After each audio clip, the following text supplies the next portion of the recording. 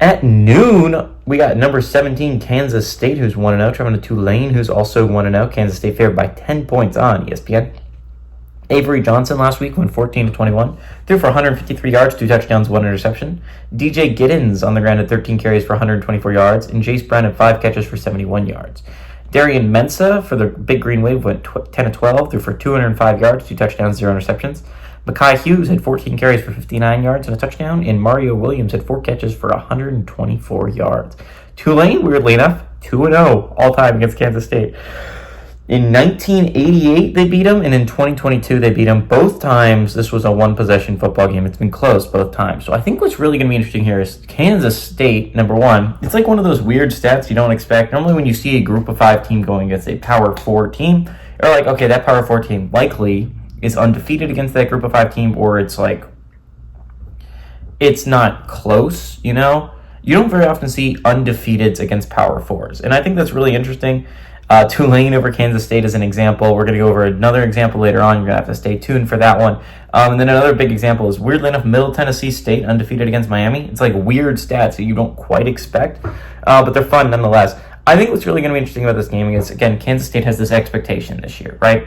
Is that Oklahoma and Texas are gone. This is a year, the new playoff format. If you win the Big 12, you're in the playoffs. Big 12 is the weakest it's ever been with those two powerhouses gone, right? And so really, the only other competition ranked right now is Oklahoma State and Utah. And Utah's the big competition. Oklahoma State's a really good team. And there's obviously teams beneath you that are good enough to compete for a Big 12 championship.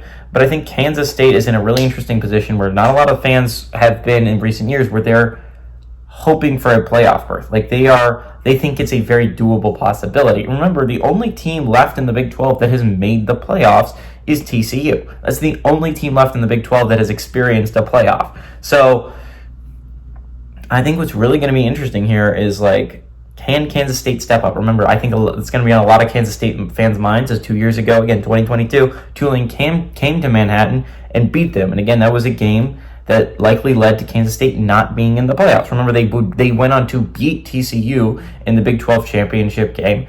And if you don't lose that Tulane game, who knows, you might be a playoff team. And so I think that's going to be on a lot of Kansas State fans' minds. This isn't the same Tulane team as in years past. Again, John Summerall's a good coach. I just don't think it's going to be immediate that he gets this team ready to play an opponent like Kansas State. I like Kansas State on the road to win and cover.